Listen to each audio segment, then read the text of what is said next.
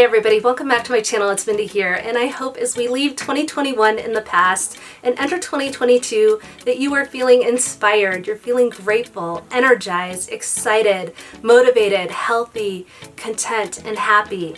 Coco Chanel is said to have once said that a woman who doesn't wear perfume has no future. I personally feel like that's a little bit harsh to say, but at the same time, I can relate to that on some level in the sense that fragrance makes me feel uplifted. It makes me feel cheerful. It can enhance my mood. It can enhance my mindset. It can make me feel empowered at times. As we enter into 2022, I think it's especially important after leaving a couple turbulent years behind that we have a very positive mindset. For me, I'll be closing out the old year, celebrating and appreciating all of the wonderful things that happened in my life, putting behind some of the things that didn't work so well, and really focusing on what I can proactively do to make my 2022 the best year yet, whether it's experiences with my family, focusing on what opportunities lie ahead, focusing on what I want for my children in the next year, thinking about from a career and professional development perspective what things I want, really focusing and honing in on how I want 2022 to play out. Today's video will touch on the fragrances that I think are amazing options to ring in the new year. Some of these are great if you have a night out, you have an elegant evening planned, or like me, maybe you're gonna lay low and stay in for the evening. Without further ado, I will jump right into the fragrances that I think are great for New Year's Eve. The first perfume I wanted to talk about is Lady Diana by the House of Alexandria Fragrances. This is a dupe, a clone, and inspiration for Delina by Parfums de Marly. To be honest with you, and you probably picked this up on my channel before, I do tend to have a thrifty mindset. I really love when I come across an affordable fragrance that I really love. And this is definitely one of those. I've grown to like fragrance houses like Alexandria Fragrances, the Dior brand, simply because they provide alternatives that are very, very much like the inspiration fragrance. They smell so similar, and they come at a much more affordable price than what you see with the $200, $300, $400, sometimes even $500 perfumes. I've seen in the forums some people say that the inspiration fragrance, a clone, whatever you want to call it, is never as good as the original fragrance. Some people are gonna disagree with me, and that's perfectly fine. But in the case of Lady Diana by Alexandria Fragrances, I do feel like it's approximately 95% similar to the original Delina. It's subjective, right? I mean, it's hard to identify what percent this fragrance is like the original fragrance, but I do find they come very, very close. The one thing I've noticed about this one is that initial opening is a little bit more fresh, a little bit more fruity. And it seems like Fragrantica users are picking up on that as well. When you look at the most notable notes or accords in this perfume, it seems like lychee and rhubarb are the top notes.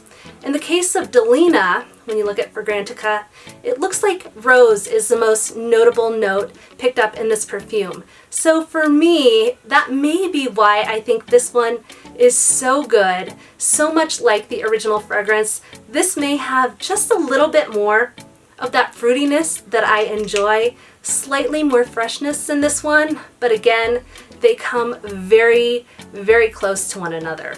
Lady Diana, just like Delina, has that bright, sour, fruity opening. It's a little bit fresh. It's very, very beautiful. And as it dries down on the skin, it has that vanillic undertone that plays so beautifully with the scent profile. I feel like this is a bright, happy, cheerful, uplifting fragrance to enter 2022 with, to get you in that bright, uplifted mindset as we move into the new year. This one is Lady Diana by Alexandria Fragrances. I also think for anyone who has Delina, this is an amazing fragrance to wear as well.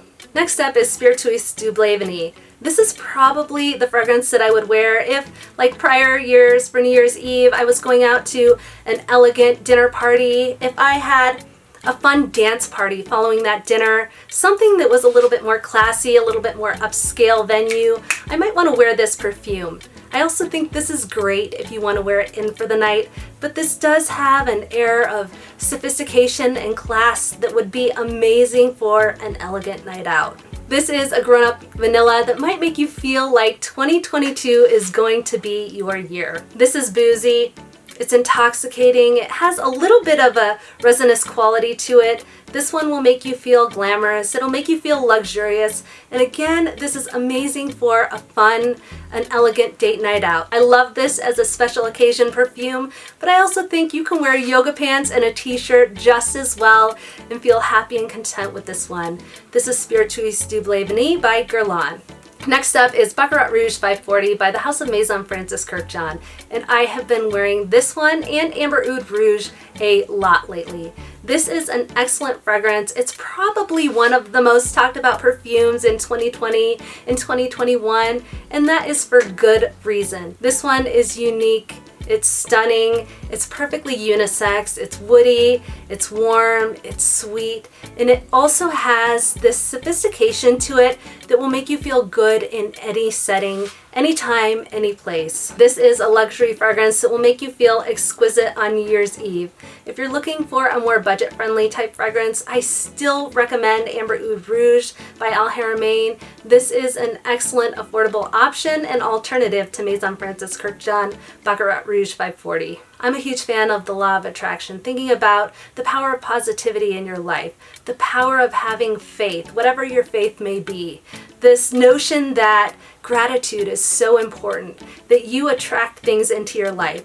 And I feel like to some degree Baccarat Rouge 540 is that. This is by far the most expensive perfume I've ever purchased, and I don't buy a lot of very expensive fragrances at this point in time, but for some reason this one feels positive. It makes me feel energized. I think it's a great fragrance to have a positive mindset as you enter 2022. This is Baccarat Rouge 540. The next two fragrances that I want to talk about here, I think they would be great for a New Year's Eve night out, is Jimmy Choo by Jimmy Choo and Jimmy Choo Fever by Jimmy Choo. I associate both of these fragrances with celebrating, with fun, with playfulness. They are the lighthearted night out type fragrance, in my opinion, that would work beautifully on New Year's Eve. Jimmy Choo has a pear-centric notes profile.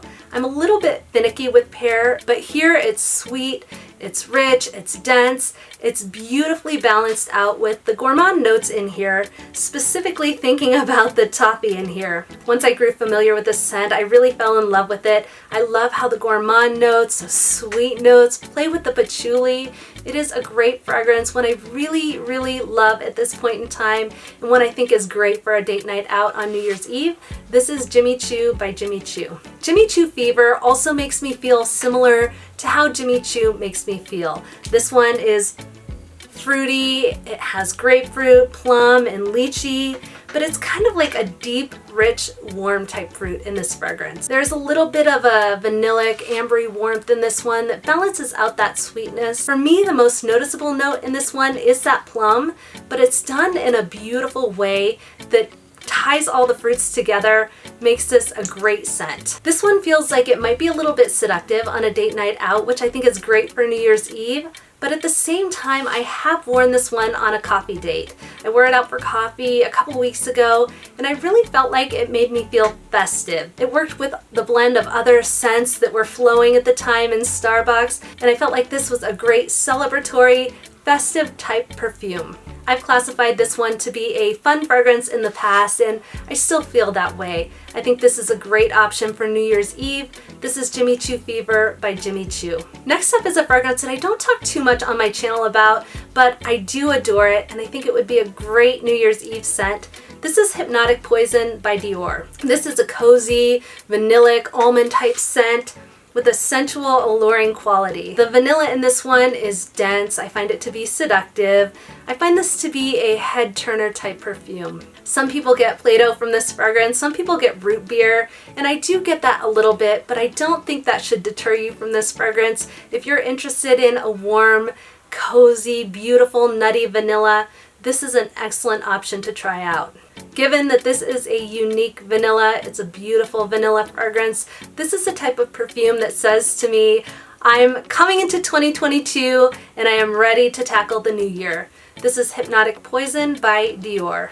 The last fragrance that I have here is the fragrance that I will be wearing for New Year's Eve. It's one that I just brought into my collection in full bottle form. This is Poison Girl, the EDT by Dior. Now immediately upon spraying this one, you get a bright citrusy opening. And that citrus does linger throughout the wear of the fragrance, in my opinion. Now it may be because of the citrus that this one is so uplifting and joyful to me, but it does have warm notes as well. Vanilla, caramel, tonka bean, heliotrope, and cashmeran. This one is a little bit less mature than Hypnotic Poison, but not in a bad way. I think the name Poison Girl can be a little bit misleading, right? Because I think of maybe a juvenile fragrance when I see the name Poison Girl, and to me it is not that.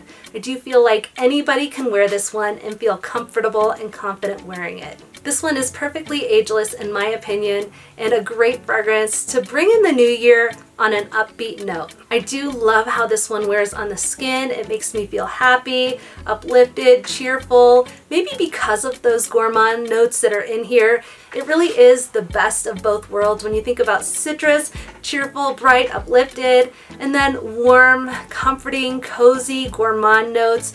This is really, truly the best of both of those. And I have to be totally honest with this one, that it does hold a little bit of sentimental value to me at this point. Even though it's brand new to my collection, our family does a drawing each year. You pick a name, and that's a person that you buy for in the family.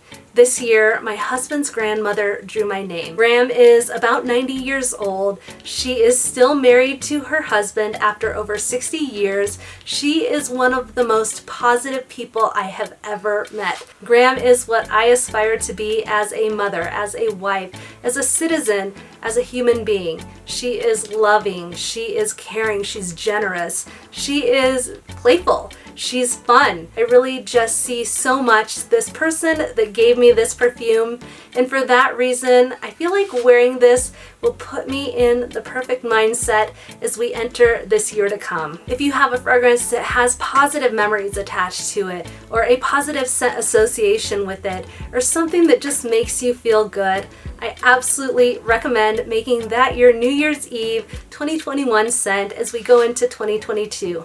For me, that fragrance will be Poison Girl, the EDT by Dior. Alright guys, thank you so much for tuning in. As always, I truly appreciate you. If you enjoyed this video on New Year's Eve fragrances that I think would be great to wear, please go ahead and give it a thumbs up and consider subscribing to my channel. I hope you have an amazing entrance into 2022. I hope you have a lot to be grateful and thankful for. And until next time, I'll see you soon.